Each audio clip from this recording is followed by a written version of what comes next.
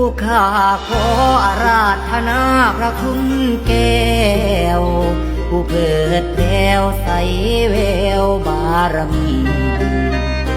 ลูกมาวานหลานมาขอผู้นังนี้ปกเกสี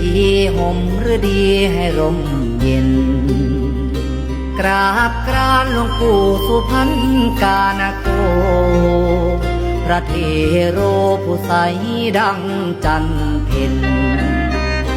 บุญพลาตุ่มประชาบวางเว้น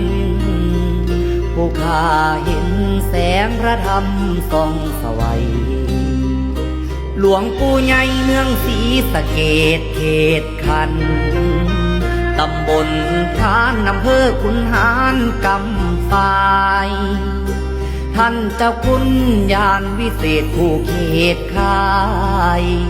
สถิตในวัดป่าสัมตาโตง